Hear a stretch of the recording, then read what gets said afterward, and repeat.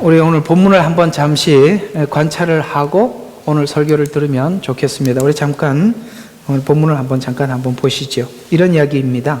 저번 주에 여러분들에게 말씀드렸던 내용은 이스라엘 백성들이 모세가 오랫동안 시내산에 올라갔다가 내려오지 않자 금송아지를 만들었던 사건이 저번 주에 여러분들과 함께 나누었던 말씀이죠. 이제 하나님께서 모세에게 말씀하시기를 내 백성이 하지 못할 일들을 했다. 그러면서 여기서 특이한 어떤 이런 표현을 하고 계시는데 이 백성을 하나님이 내 백성이라고 말하지 않고 모세에게 내 백성이다 이렇게 이 글자를 잘 보시면 내가 아니고 내 백성이다 이렇게 말씀하시면서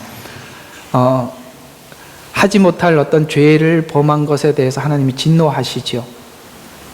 그러자 모세가 이제 중재 기도를, 쉽게 말해 중보 기도를 하게 되게 되는데 그 중보 기도를 보게 되면 13절에 아주 중요한 이런 말씀이 지나가고 있음을 우리가 확인할 수 있습니다. 주의 종들 아브라함과 이삭과 이스라엘을 기억하소서. 주께서, 자 여기서 아주 중요한 단어가 스스로 맹세하여 라는 이 말씀이 굉장히 중요한 말씀입니다.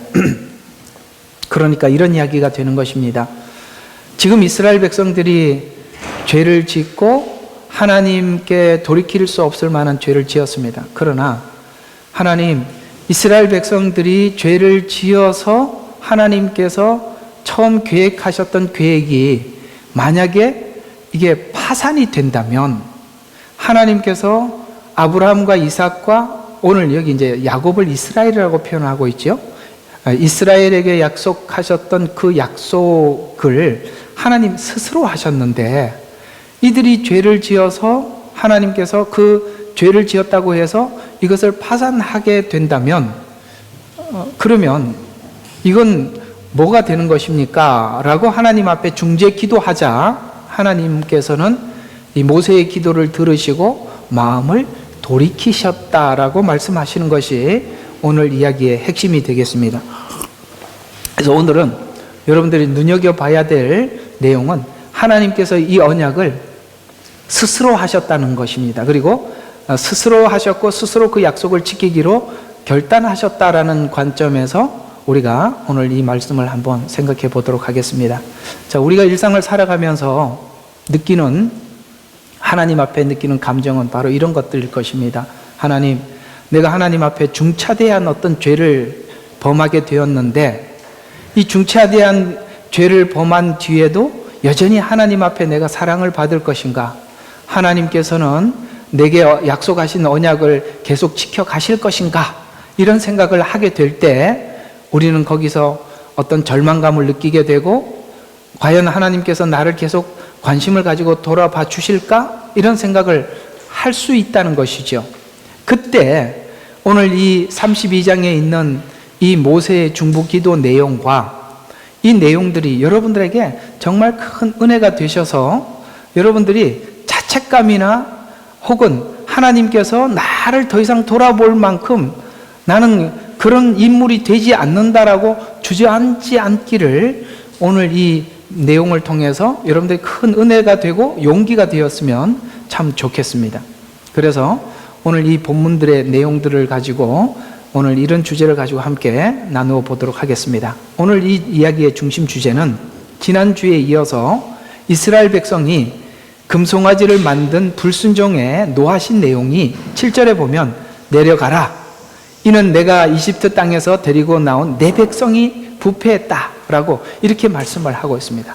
사실은 우리가 하나님 입장에서 보면 이스라엘은 하나님의 백성인데도 오늘 이 범죄한 사실을 바라보면서 이것은 너의 백성이다 라고 이렇게 말씀하고 있죠. 이렇게 내 백성이라고 말한 이유는 지금 이 금송아지를 만들고 있는 이스라엘 백성들은 애굽에서 건진 백성이기 때문에 지금 애굽에서 나와서 이 광야 길을 걸어가면서 하나님께서 선택하고 따로 불러냈지만 여전히 애굽에 있던 죄된 습성을 여전히 소유하고 있고 가지고 있던 이 부패성을, 죄의 부패성을 아직 해결하지 못하고 있다는 것입니다. 우리가 주님 앞에 돌아와서 구원을 받고 마치 이스라엘 백성들이 홍해를 건너고 난 이후에 하나님 앞에 이 구원을 감사하고 찬양하고 그랬었습니다. 그러면 우리는 이런 생각을 하게 됩니다. 야, 나는 이제 과거의 죄로부터 완전히 돌이켰고 아마 그 과거에 있었던 죄가 나를 더 이상 주관하지 못할 거야, 이런 생각을 하게 되지만 우리가 예수님을 믿고 주님 앞에 나와서 우리가 계속 우리 자신에 대해서 거울로 보는 확인들은 바로 이런 것들입니다. 여전히 나는 옛 습성과 옛 죄를 버리지 않고 여전히 내가 소유하고 있구나, 이런 생각을 하게 되지요. 그래서 오늘 여기 보면 하나님께서는 모세에게 말하기를 내 백성이 부패했다라고 말씀하면서 이 말을 들은 모세는 이 문제를 놓고 이제 하나님 앞에 바로 중재하면서 기도하기를 시작합니다. 그래서 모세의 중재 기도는 성도들이 믿음에서 실패했을 때 모세가 중재 기도하는 것으로 책임을 지고 있는데, 모세의 기도 내용은 하나님께서 이들을 하나님이 책임져 달라고 기도하고 있습니다. 그러면 보십시오. 죄의 문제는 내가 책임지고 내 문제 아닙니까? 그런데 모세는 지금 이 문제를 하나님이 책임져 달라고 기도하고 있습니다. 오늘 여기 보면 이 출애굽기 32편에는 모세의 중재 기도가 있고 그 유명한 예수님의 중재 기도는 요한복음 17장에 나오고 있습니다. 그런 의미에서 모세의 중재 기도와 예수님의 중재 기도를 가만히 분석해 보면 이 죄의 문제는 우리가 예수를 믿었다고 그 순간 해결된 것이 아니라 여전히 그 죄의 문제는 안고 있는 것인데, 이 문제가 우리가 우리 스스로 해결해야 된다라고 생각을 하고 있지만 오늘 모세의 중재기도와 예수님의 중재기도를 들어보면 하나님 이 죄의 문제를 저들 스스로 해결할 수 없으니 하나님께서 이 문제를 해결해 주지 않으면 우리는 부패된 죄로부터 돌이킬 힘도 능력도 없습니다 라고 이 문제를 저들의 문제가 아니라 하나님께서 해결해 줘야 될 문제라고 하나님께 중재 기도하고 있습니다. 어떻습니까? 벌써 이 중재 기도 내용을 들으면서 우리는 하나님 앞에 내 자신이 하나님 앞에 거룩한 삶을 살기 위해서 몸부림치는 일에서 이제 여러분들이 용기가 얻어지시죠. 이 문제가 내가 다 해결해야 될 문제가 아니라 하나님 책임져 달라고 기도하는 걸 봐서 그렇구나, 하나님의 은혜가 내게 충만히 임할 때 그게 가능해지는 거구나 라는 것을 우리가 이해하게 되죠. 그건 우리가 은혜가 임하기 전에 바뀌어진 것은 내 의지로 바뀌어진 것인데 그 내 의지로 바꾼 거는 반드시 무너지는 것을 경험할 수밖에 없겠죠. 그러나 하나님의 은혜가 우리 속에 들어와서 우리를 바꿔놓은 그런 은혜가 바꿔놓은 죄들은 그것은 결코 돌이켜지지 않기 때문에 오늘 이 모세는 그걸 알고 하나님, 이 문제는 저들의 문제지만 하나님이 이 문제를 해결해 주지 않으면 불가능합니다 라고 이렇게 기도하고 있습니다. 11절에 보면 주여 주께서 위대하신 능력과 능하신 손으로 이집트 땅에서 데리고 나오신 주의 백성에 대하여 어찌하여 주의 진노가 맹렬합니까? 보세요. 지금 이스라엘 백성들이 죄를 지었는데 하나님께서 거기에 대해서 진노하니까 하나님 어찌하여 진노가 맹렬합니까? 라고 지금 도리어 하나님께 구하고 있어요. 그러니까 이렇게 구하는 형식이 어떤 형식인지 아시겠죠? 저들이 이런 게 뉘앙스가 있는 거죠. 하나님 저들이 저런 줄 몰랐습니까? 라고 그게 담겨 있는 것입니다. 그래서 어찌하여 이집트인으로 말하기를 주가 그들에게 악을 가져와서 그들의 산에서 죽이고 지면에서 진멸하라고 데리고 나왔도다 하게 하십니까? 하면서 주의 맹렬한 진노에서 돌이키시고 돌이켜달라고 기도합니다.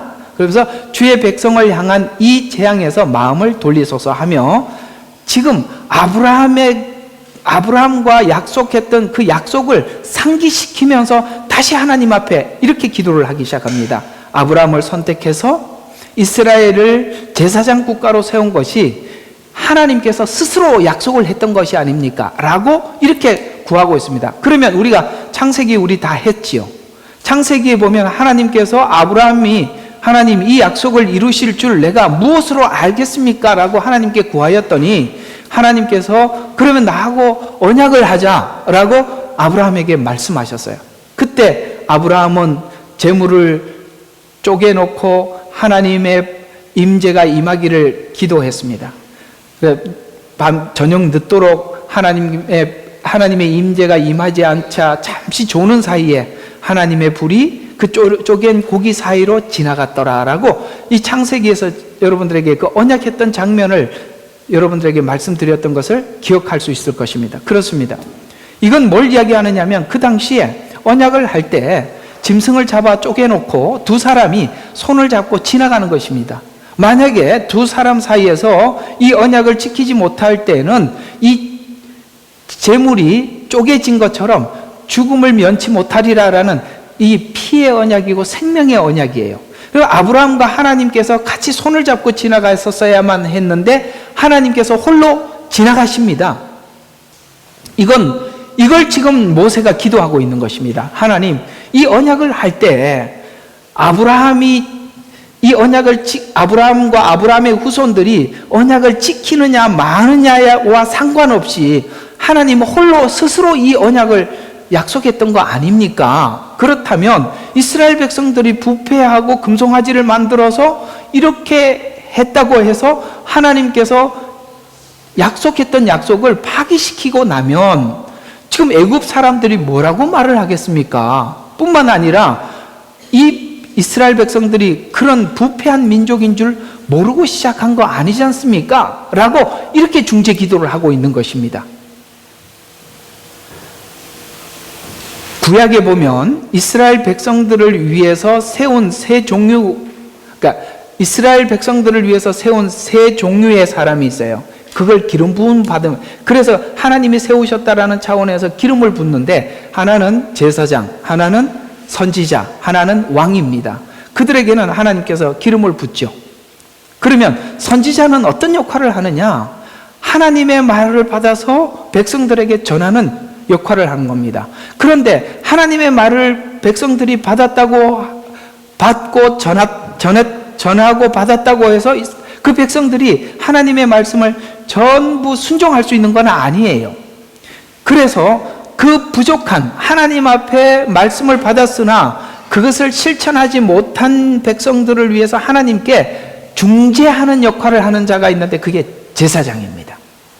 그래서 오늘 여기 중보기도는 무엇과 같은 거냐면 하나님께, 십계명을 받아가지고 내려온 것은 모세가 지금 선지자적 사명을 감당하는 겁니다. 하나님의 말씀을 받아서 전해줬습니다.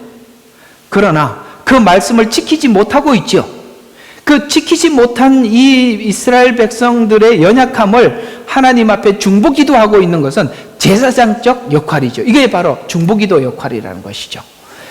그런데 이 중보기도에서 보면 이 약속을 그들이 지키고 못 지키고 상관없이 하나님께서 스스로 했던 것은 이 백성들이 그걸 할 능력이 없다는 걸 알고 부른 거 아닙니까? 라는 것이 여기에 깔려 있는 것이지 않습니까? 그래서 만약에 이스라엘 백성들의 부패로 실패한다면 원래 약속했던 하나님의 뜻이 어떻게 세워진단 말입니까? 라고 이렇게 기도를 하면서 이 일로 작정하고 시작한 근거가 당신의 신실함이 그 근거로 시작됐는데 이스라엘 백성들의 신실함은 아니에요. 당신의 신실함으로 시작했는데 변경될 수 없는 거 아니겠습니까? 라고 하나님 앞에 기도하고 있습니다. 그래서 이 기도에 하나님은 주께서 주의 백성에게 행하려고 진노하려고 했던 계획을 재앙을 돌이키시더라. 이게 중요한 이야기입니다. 돌이키시더라. 오늘 주제가 뭐라고요? 하나님은 하나님의 마음을 돌이켰지 하나님의 속성을 바꾼 건 아니에요. 그러니까 무슨 말이냐면 오늘 이제 이야기를 들어보면 이런 이야기가 되는 것인데요. 여러분, 우리가 살면서 우리가 어떤 하나님 앞에 정말 말할 수 없는 하나님 앞에 더 이상 나갈 수 없을 만한 죄를 지었을 때 가지는 감정은 과연 내가 이 모습 이대로 하나님 앞에 나갈 수 있을까? 이런 생각을 하고 하나님 앞에 나가지만, 그러나 우리는 항상 오늘 이 모세의 중보기도와 예수님의 중보기도를 기억해야 합니다. 그렇습니다. 우리는 연약할 수밖에 없습니다. 그러나 여전히 하나님은 우리를 향한 계획을 놓지 않고, 지금 이들이 범죄했을 때 하나님께서 진노하려고 했던 마음을 돌이키시고 그들에게 다시 한 템포를 늦추고 기회를 다음 기회로 여기기로, 다음 기회에 이 일을 해결하기로 물러서는 것입니다. 이해가 가십니까? 이건 너무나도 중요한 하나님의 속성 중에 하나입니다. 우리가 이 속성을 모르면 내가 어떻게 하는 여부에 따라서 하나님께서 나를 버리기도 하고 나를 취하기도 할 것이다 라고 생각을 하지만 그렇지 않습니다. 하나님께서 우리에게 가졌던 약속은 여전히 변함없고 여전히 그 계획을 포기하지 않고 계속 가는 것입니다. 그래서 구약에서 가장 중요한 사건은 아브라함을 불러서 약속한 사건인데, 출애굽한 이스라엘 백성들이 부패에도 불구하고 하나님은 아브라함을 부르셨을 때에 후회 없이 신실하게 이 약속을 이루어 가고 있음을 보여주고 있습니다.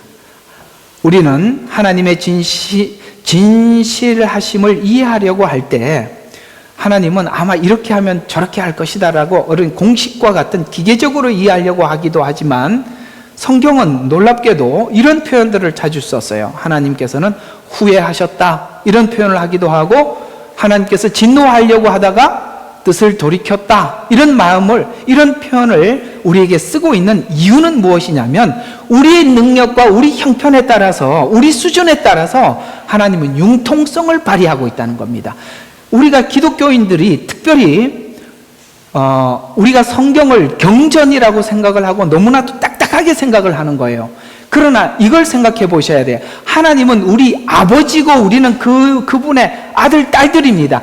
아버지가 자식을 보듯이 보고 있는 말들 속에는 내가 저런 녀석을 괜히 낳았구나, 나는 후회한다, 이런 말을 할 만큼 배은만 망덕할 뿐이지, 그렇다고 아버지와 자녀 간의 관계가 단절되거나 끊어진 건 아니라 이 말입니다. 뜻을 돌이켰다라는 이야기는 바로 그런 이야기를, 그래서 성경은 후회했다 혹은 돌이켰다 이런 말들이 나와 있는 거예요. 그러니 이런 이야기들을 너무나도 기계적으로 보지 말라는 거예요. 아버지가 자식에게 한 어떤 마음의 표현들, 거기에 후회라는 단어가 들어있다는 거예요. 그렇다면 이 모든 것은 우리의 형편과 수준에 따라서 하나님이 융통성을 가지고 있다라는 것을 의미하는 것입니다.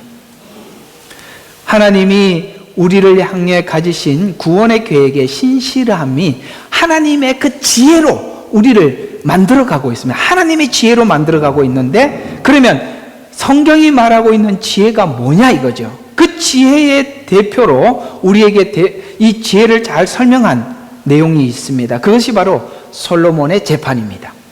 열왕기상 3장 16절부터 보면 이 솔로몬의 재판을 이렇게 소개하고 있는데, 여기에서 성경이 말하는 지혜가 무엇인지 여러분들이 함께 알기를 원합니다. 창녀인 두 여자가 왕에게 와서 그의 앞에 섰으니, 한 여자가 말하기를 오 주 내 주여, 나와 이 여자가 한 집에 거하였는데 내가 그녀와 함께 그 집에 있을 때 아이를 낳았나이다. 내가 해산한 지 3일 후에 이 여자도 해산하였는데 우리가 함께 있었고 그 집에는 우리 둘 외에는 우리와 함께한 다른 사람이 없었나이다. 그런데 이 여자의 아이가 밤에 죽었으니 이는 이 여자가 아이 위에 누웠음이니이다. 그러자 이 여자가 한밤중에 일어나 당신의 여종이 잠든 사이에 내 곁에 누웠던 내 아들을 취하여 자기 품에 누이고 그녀의 죽은 아이를 내 품에 뉘었나이다. 여러분, 이 솔로몬의 재판 상황 이야기 잘 알고 계시죠?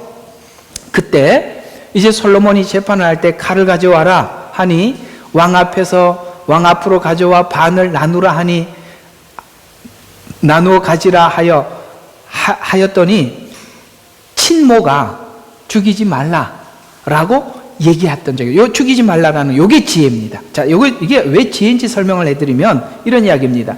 한 여인의 아들이라고 재판을 하여 이것이 지혜라고 설명을 하고 있는데, 친모는 아이를 반으로 나눌 수 없는 이유는 내 아이는 죽이지 못하기 때문이죠. 그것이 바로 부모의 심정이라는 거예요. 이게 바로 하나님이 우리를 바라보는 지혜라는 것입니다. 하나님은 우리를 불러내서 너 하는 거 보고 죽이든지 살리든지 하자, 이게 아니라 하나님은 우리를 향한 가지고 있는 목적이 뭐냐면 우리를 살리는 거예요. 그것이 하나님의 지혜입니다.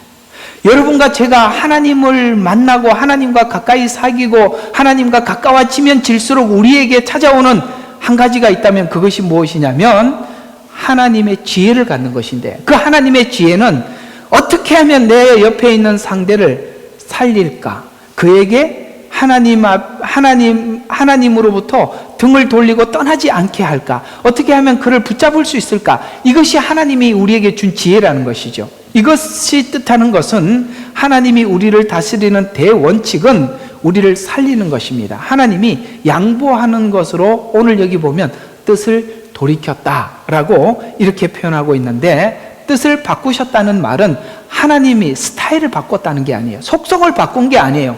하나님의 속성은 여전히 사랑이 많으시고 공의로우신 하나님이십니다. 이걸 바꾼 게 아니에요. 우리는 가끔씩 하나님께서 어떤 중한 죄를 짓고 하나님께서 우리 그 죄를 용서하셨다라는 확신이 들 때 하나님께서는 그 마음 자체를 아예 그 하나님이 가지고 있는 그 틀 자체를 바꾸었다고 생각을 하는데, 바꾼 게 아니라 보류한 겁니다. 기다리고 있는 것입니다. 이해가 가십니까? 우리가 바뀌어져야 되는 것이지 하나님이 바꾼 건 아니라 이 말입니다. 그래서 솔로몬의 제사를 드린 후 하나님께 지혜를 요구했다는 말은 훨씬 영적인 뜻을 가지고 있는데, 하나님의 통치를 실현하기 위해서는 하나님의 지혜로 백성을 살리는 지혜를 달라는 뜻에서 구한 그 기도였기 때문에 하나님이 보실 때 그 기도가 하나님 보실 때 기뻐했다라는 것입니다. 이와 같이 우리가 지금 하나님 앞에 주님과 사귀고 주님과 가까이 가서 우리가 느끼는 것이 무엇이냐면, 죽어가는 인류를 하나님은 우리도 모르게 살려놓았다는 것입니다. 우리가 구원을 요청하지도 않았고 구원을 달라고 하나님 앞에 구하지도 않았을 때 미리 예수님은 십자가에 오셔서 우리를 구원하시고 구원을 다 해놓고 그 구원한 복음을 우리에게 가지고 와서 우리로 하여금 딱 한 가지를 요구하고 있습니다. 내가 다 구원을 완성했으니 너는 믿어라.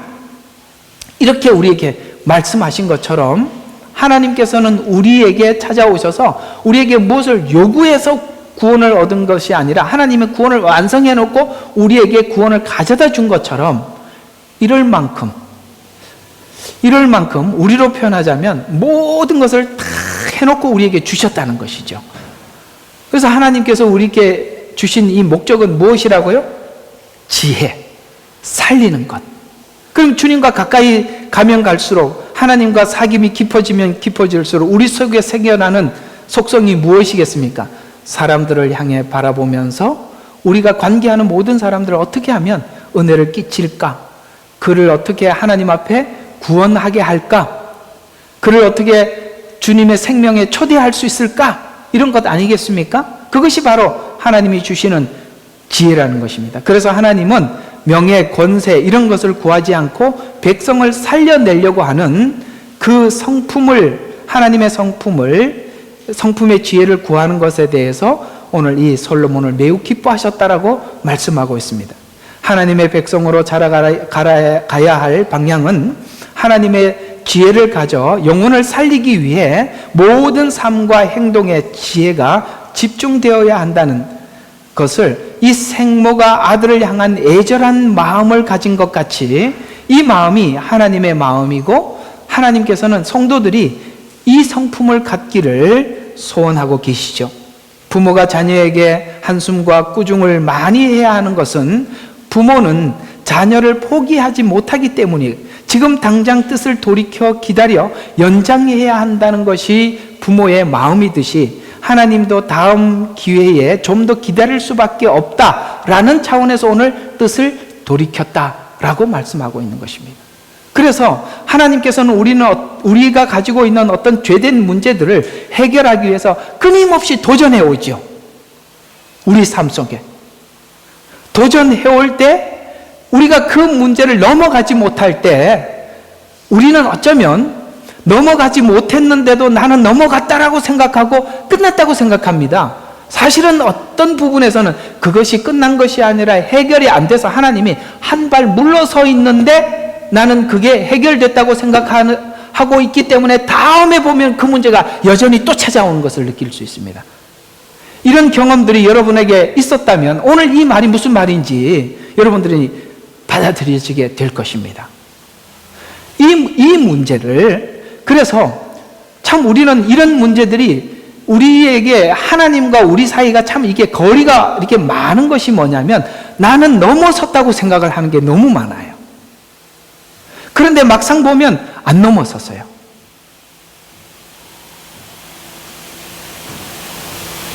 이 문제에 대해서 이 문제가 하나님과 우리 사이의 씨름인 거예요.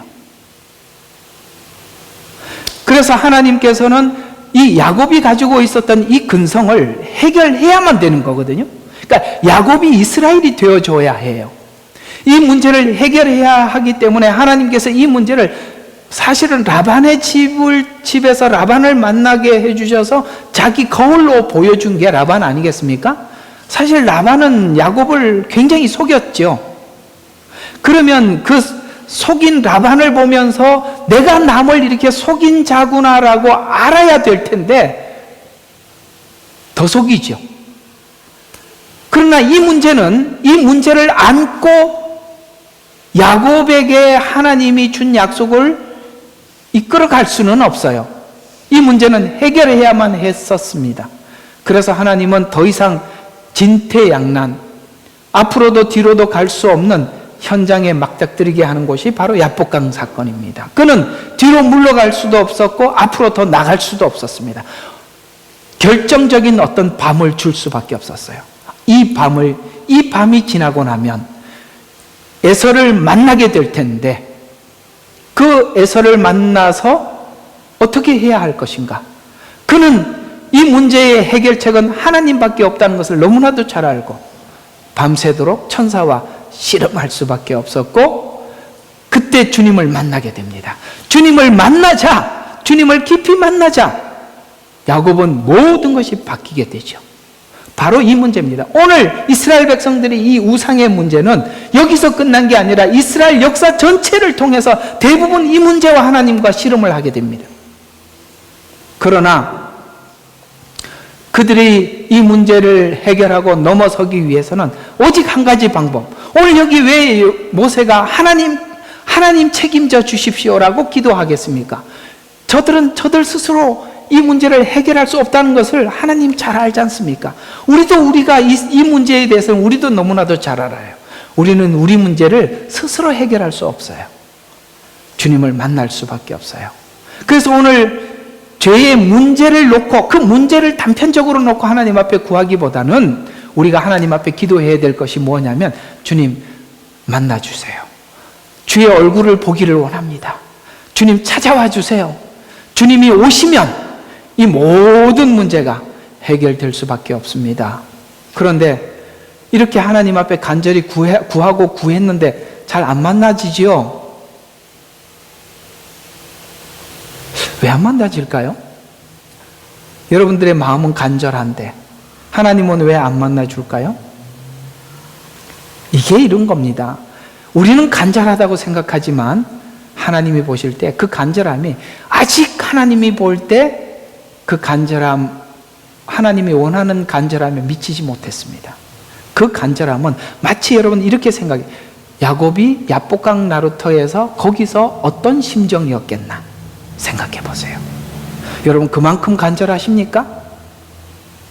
그게 아니기 때문에 받은 은혜가 그럴 수밖에 없는 거예요. 쉽게 말해서 여러분들이 이 야복강에서 야곱은 자기 모든 걸 걸고 모든 걸 걸고 하나님께 구하는 것입니다. 모든 걸 걸고. 거기까지 갔습니까? 거기까지 갈 때 하나님은 부어주셔요. 그래서 지금 그 간절함이 작을 때 부어줘 봐야 의미가 없어요. 그래서 하나님께서는 은혜를 우리에게 부어주시기 전에 그 은혜를 받을 수밖에 없는 절박한 상황으로 우리를 몰고 가시는 것입니다. 오늘 이 설교를 들으면서 아마 여러분들은 이런 생각을 하게 될 것입니다. 야, 이거 예수 믿는 게 보통 일이 아닌 거구나. 그냥 대충 그냥 교회나 왔다 갔다 하고 적당히 하면 되는 거구나. 이런 정도가 아니라는 거예요. 왜 하나님께서 이스라엘 백성들이 지금 이 상태에서 우상을 섬기고 하나님을 버리면 여기서 딱 잘라서 포기해버리고 말면 그만일 텐데 하나님은 포기하지 않습니다. 왜요? 하나님께서는 당신이 그 약속을 할 때는 저들이 어디까지 죄를 짓고 어디까지 반역을 하며 하나님께서는 어디까지 당신이 해야 할 줄 결심하고 시작한 것입니다. 하나님의 결심이 어느 정도입니까? 당신이 죽기까지 이 결심을 내려놓지 않는 것입니다. 여러분, 하나님이 죽기까지 이 결심을 내려놓지 않는다면 우리도 죽지 않으면 불가능한 일이 아니겠습니까?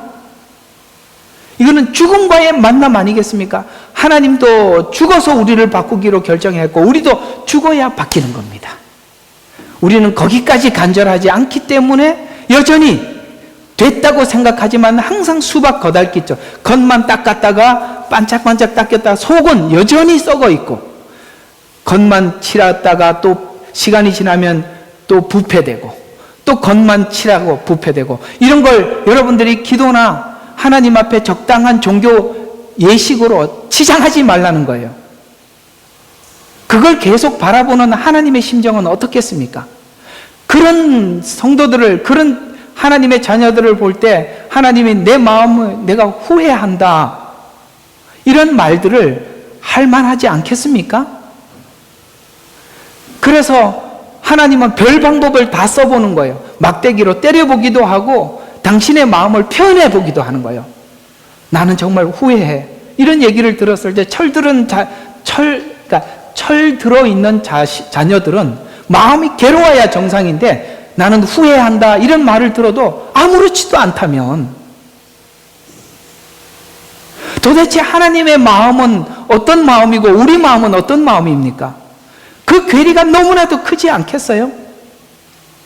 왜 성경은 하나님은 아버지라고 이야기를 하고 왜 우리를 하나님의 자녀라고 이야기하는지 이 관계 속에서 그 아버지의 소리들, 성경의 소리들을 아버지가 하는 말로 한번 들어보시라 이 말이에요.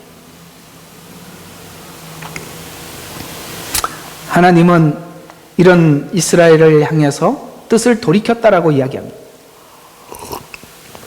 참고 용서하는 것은 포기하지 않아서 연장하는 것이 하나님의 성품이라는 뜻입니다.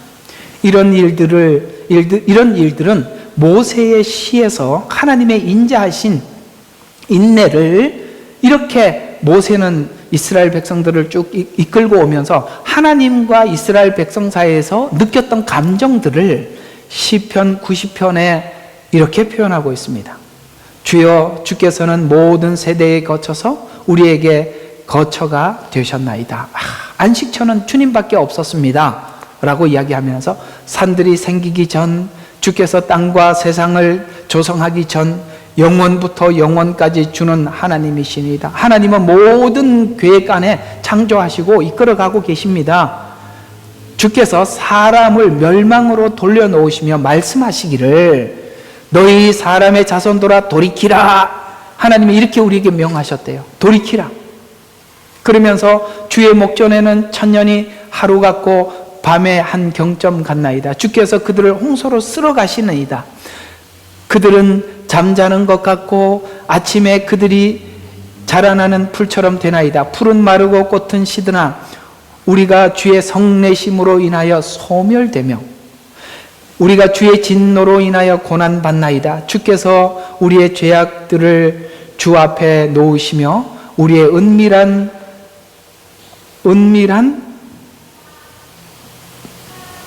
주의 얼굴빛에 두셨나이다. 이게 뭔가 오탄데 뭔지 잘 모르겠습니다. 우리의 모든 날이 주의 진노 가운데 지나가며 우리의 연수가 한갓 이야기처럼 지나가나이다. 우리의 연수가 70이요 강건하면 80이어도 그 연수의 힘은 수고와 슬픔이니 그것이 곧 끊어지면 우리가 멀리 날아가나이다. 그러므로 이렇게 이야기합니다. 우리에게 우리의 날들을 세도록 가르치며 우리의 마음의 지혜에 이르게 하소서. 이게 무슨 이야기입니까? 인간의 못남에 관한 고백입니다. 모세가 40년 동안 이스라엘 백성들을 목회를 하면서 보고 깨우친 모습들을 인생이 값진 것 같이 사는 인생도 그저 짧은 뿐입니다. 거기에다 인간이 살면서 뭐밖에 안 하더라? 죄밖에 안 짓더라. 그러니 하나님 없는 인생은 아무 것에도 쓸데없다고 말하면서 13절과 15절에 주여 돌이키소서. 언제까지니까 주께서는 주의 종들에 관하여 돌이키소서. 아침에 주의 자비로 우리를 만족해 하시며 평생 동안 우리로 즐거워하고 기뻐하게 하소서. 주께서 우리를 곤고하게 하신 날수대로 또 우리가 악을 보았던 연수대로 우리로 기뻐하게 하소서. 무슨 말이냐면 살아보니까 인생은 죄밖에 짓지 않고 그리고 하나님께서 돌이키라고 하는데 누구 하나 자발적으로 돌아오는 사람 한 명도 없습니다. 그러니 하나님, 내가 살아보니까 저들에게 필요한 것은 은혜입니다. 하나님의 사랑이, 하나님이 보도듬어 주지 않으면 그 인생은 정말 풀과 같고 꽃과 같아서 다 시들고 망가지고 아무 의미가 없어요. 그러면서 우리는 우리를 책임질 수 없습니다. 주님 없는 인생은 아무리 값져 보여도 꽃과 같이 보여도 짧고 허무합니다. 어때요? 나이가 들어가면서 느끼는 감정이 뭡니까? 참 인생은 짧고 허무하다는 것이죠. 그런데 우리가 한 가지 남은 게 있다면 주님과 더불어 살아 남아있는 이 변화된 이 모습 하나, 이것 빼놓고는 우리는 아무것도 남은 것이 없어요. 그러니 주님이 오셔서 우리의 삶을 가치 있게 만들어 주세요 라고 하나님께 기도하는 기도가 시편 90편의 기도입니다. 어쩌면 이 모세의 기도뿐만 아니라 오늘 오랫동안 성도들과 함께 목양을 했던 목회자들의 기도도 그럴 것이고 아마 이 기도에 여러분 모두가, 저와 여러분은 공감할 것입니다. 성도가 불신자에게 우리가 다 하나님의 사랑과 은혜를 구해야 한다라고 말하더라도 이 불신자들은 도대체 이 말이 무슨 말인지 이해할 수 없고 믿음 가운데 있는 성도라 할지라도 믿음이 연약한 자들의 당신에게 진짜 필요한 것은 하나님의 은혜와 사랑입니다 라고 말을 해도 못 알아들을 것입니다. 그러나 이걸 알아듣는 만큼 여러분들은 하나님 가까이 온 것입니다. 여러분에게 정말 필요한 것은 하나님의 은혜요 하나님의 사랑입니다 라는 이 말에 여러분들은 아멘하고 받아들일 수 있나요? 그렇다면 그 자리가 진짜입니다. 인간은 하나님의 은혜와 만날 때 인간이 가치와 크기는 정상적인 크기로 그 가치를 회복하는 것입니다. 그 회복은 하나님의 은혜만이 우리를 회복시키십니다. 그러나 우리가 하나님 앞에 무릎을 꿇는 것은 불신자들이 생각하는 수준의 정도보다 훨씬 큰 존재라는 것을 알기 때문입니다. 하나님의 모양과 크기의 형상의 크기만큼 크게 지음받은 인간이라는 그 하나님이 얼마나 큰지 그걸 알 때 우리는 그 은혜가 우리를 돌이켰을 때 우리는 하나님의 그 멋진 모양과 형상대로 돌이켜. 정말 저는 항상 그런 생각을 합니다. 우리는 우리 지금 있는 이 모습이 우리 모습 진짜는 아니에요. 하나님의 은혜가 임하고 하나님의 사랑이 임하고 난 이후에 바뀌어졌을 때 여러분이 어떤 사람으로 바뀌어졌을까라고 생각해 보면 상상이 안 되는 거예요. 우리가 여러분 그 세상에서 방황할 때 나 주님을 몰랐네? 내 마음대로 고집하여 온갖 죄를 저질렀네. 이 복음성가 여러분 모든 사람들이 다 아는 복음성가 아니겠습니까? 그러나 이 복음성가를 작시했던, 그러니까 이 가사를 썼던 그 사람 주인공을 제가 아는 사람이에요. 중학교 다닐 때. 그 사람이 제가 이제 집으로 돌아가는 길에 역이 있었어요. 영월역이 있었는데 그 영월역에서 항상 그 사람 보면 거기 기차를 타러 온 사람하고 시비 걸고 싸우고, 경찰관들은 매일 아주 그냥 그 유치장이 그 사람이 사는 집이었어요.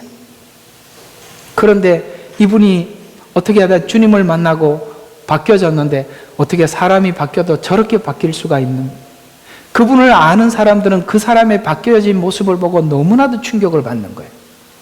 이와 같이 하나님이 없이 사람이 망가지기 시작하면 정말 추하게 망가지는데, 그 속에 하나님의 은혜와 사랑이 들어가서 사람이 바뀌어질 때 보면 그 바뀌어지고 변화되었을 때 그 모습은 과연 그 사람이 맞나 싶을 만큼 달라질 수밖에 없다는 거예요. 그래서 우리 모두 그리스도인들은 여러분들이 과거에 하나님을 알지 못했을 때 만났던 사람에게 이 소리를 들어야 정상입니다. 옛날에 봤던 당신 맞아? 이 얘기를 들어야 되는데, 예나 지금이나 변함이 없네? 이러면 곤란하지요.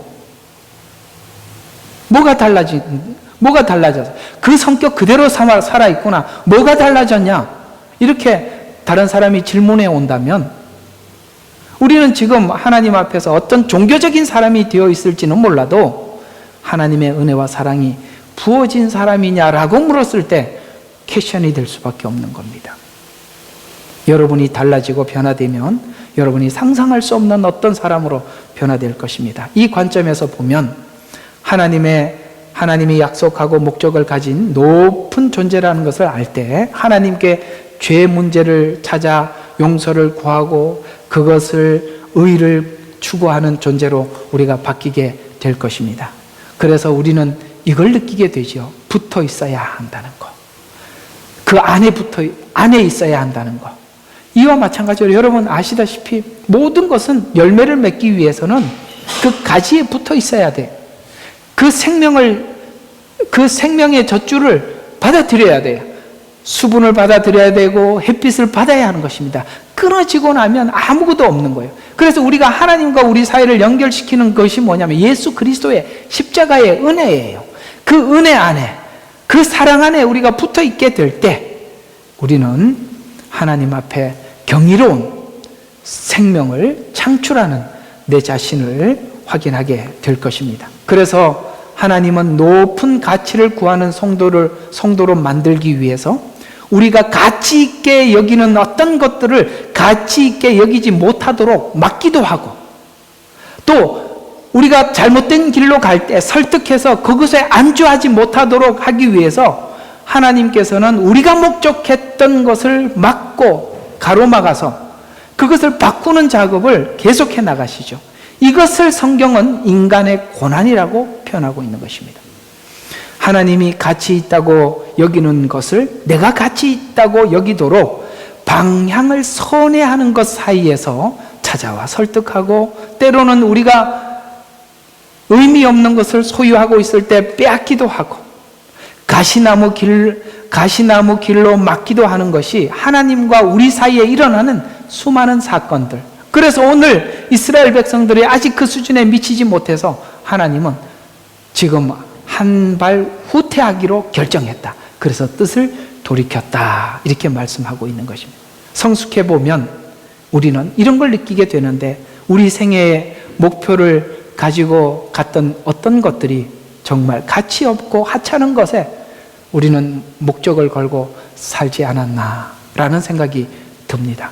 그 중심에는 아마 우리 자존심이 있을 것입니다. 자존심 때문에 돈에 매여 있게 되고, 자존심 때문에 우리는 가족에게 양보하지 못했을 것입니다. 그러나 이 모든 것을, 그것이 가치 있는 것이 아니라 예수님이 가치 있음을 알고 우리는 그 모든 것을 내어주기로 결정한 거예요. 그걸 내어놓으라는 거예요. 그러면 내가 채워주겠다는 겁니다. 그래서 하나님이 우리에게 요구하는 것은 네 자존심으로 인생을 살지 말고 나와 동행하는 즐거움을 누리자, 기쁨을 누리자. 이것이 하나님께서 우리에게 원하시는 요구사항 아니겠습니까? 그래서 시선을 돌리고 영생을 준비하도록 방향을 바꾸는 일을 위해서 본문은 아직 준비되지 않은 이스라엘을 향해서 좀 더 기다리기로 결정했다라는 것이 본문의 이야기입니다. 이 일에 우리도 계속 도전을 받습니다. 한 가지 일을 해결하면 또 다른 일이 도전하게 되고, 그래서 성도는 쉴 수 없고 하나님이 그 도전 앞에 우리는 계속 가야 하는 것입니다. 아직 내 안에 해결해야 될 문제들이 남아있는지, 무엇이 내 안에 문제 있는지, 어떤 것이 내 안에 있는 문제인지 나는 몰라도 하나님은 아시기 때문입니다. 그래서 우리는 하나님께서 어떤 문제를 해결해 놓고 보면 이런 걸 확인하게 되는데, 아니, 나에게 이런 문제가 있었단 말이야, 이런 걸 느끼게 되죠. 그래서 사실은 이런 문제들은 참 놀라는 일이, 내가 내 속에 이런 죄성이 있다는 거란 말이야 라는 것도 놀라지만, 아니, 나에게 이렇게 훌륭한 달란트가 숨어 있었단 말이야, 나 괜찮은 사람이었네, 이런 것도 확인하는 거예요. 왜? 이런 것들이 자존심이나 아니면은 내 욕심 때문에 다 묻혀 있는 거예요.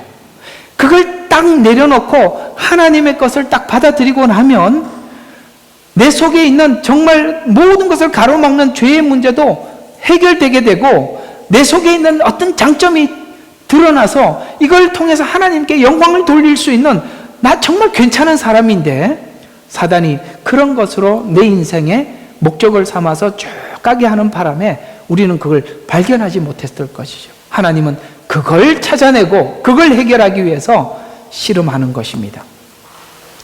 오늘 이야기를 결론적으로 말씀을 드리면, 출애굽을 한 이스라엘 백성들은 잠시 모세가 자리를 비웠을 때 우상을, 금송아지를 만드는 것을 통해서 아마 자기 안에서 무엇을 추구하고 있는지 충분히 보았을 것입니다. 그러나 이것이 이스라엘과 하나님 사이의 언약 조건적 관계였다면 하나님은 이스라엘 백성들을 포기했을 텐데, 오늘 모세가 중보 기도하기를 하나님이 어떤 분인지 너무나도 잘 알고 기도하고, 하나님 어찌하여 이 백성을 멸하려 하십니까? 라는 이 말 속에는 너무나도 많은 얘기가 담겨 있어요. 하나님, 저 사람들 저런 줄 몰랐습니까? 라고. 우리는 하나님 앞에 돌아와서 지금 오늘 이 본문을 통해서 우리가 확인하는 것은, 하나님 저 그런 줄 다 아시죠? 여기에 하나님 앞에 뻔뻔하게 기도하면서 나갈 수 있는 그런 은혜가 우리 가운데 있게 되었다는 것입니다. 여러분, 그런 상황이 왔다고 해서, 그렇다고 해서 죄책감에 눌려있지 마시고 하나님 앞에 담대하게 나가시기를 바랍니다. 왜냐하면 하나님께서는 이 이스라엘 백성들을 바라보시면서 한 템포 늦추기로 결정하셨습니다. 아직 좀 더 기다리기로 결정하셨습니다. 그러나 무작정 긴 시간 기다려주지는 않습니다. 우리에게는 시간이라는 것이 한정이 되어 있기 때문입니다. 그래서 하나님은 우리 삶 속에 매일매일 찾아오셔서 그 일을 하고 계시는 거예요. 그래서 어쩌면 여러분 매일매일 괴로울 겁니다. 매일매일 괴로우시죠? 안 괴로우면 감각이 없는 거고, 괴로우면 감각이 있는 거예요. 지금도 하나님께 기다려 달라고 하시는 분들은 들어야 하는 것입니다. 지금 잠시 너를 위해서 내가 기다리고 있을 뿐이다. 포기한 것은 아니다. 그리고 내가 너를 향해 가졌던 그 첫 목적을 바꾼 것도 아니라는 거예요. 이게 중요한 겁니다. 바꾼 게 아닙니다. 하나님이 잠시 물러나 있을 뿐이고, 여전히 그 하나님의 목적은 동일하게 포기되지 않고 가지고 있는 것입니다. 기도 한번 하겠습니다. 아버지 하나님, 감사합니다. 오늘 이스라엘 백성들이 금송아지를 만들고 하나님 앞에 반역을 시도했습니다. 아마 이 언약이 이스라엘 백성들이 반역하지 않는 조건이었더라면 하나님, 여기서 하나님과 이스라엘 백성들 사이의 계약이 파기될 수밖에 없었지만 오늘 모세는 하나님의 속성에 의존하여 기도하면서 하나님께서 스스로 약속하셨고 저들이 그러한 존재인 줄 알고 시작하셨으니 하나님의 그 약속은 유효합니다 라고 기도하였고 하나님은 그 마음을 돌이키기로 결심하여 차후에 이 문제를 다시 다루기로 하나님 물러나셨습니다. 이런 하나님임을 우리가 알게 하여 주시고 아버지 하나님, 우리 가운데 우리 하나님을 더더욱 알고 아버지 하나님, 우리가 이렇게 마음이 무너지고 절망적인 상황에 있다 할지라도 여전히 하나님 앞에 나가서 구하고 하나님 앞에 답을 얻고 용기를 얻어 하나님 앞에 더더욱 나갈 수 있는 우리 사랑하는 성도들이 다 되도록 축복하여 주시옵소서. 우리를 구원하신 예수 그리스도의 이름으로 기도합니다. 아멘. 찬송가 325장입니다.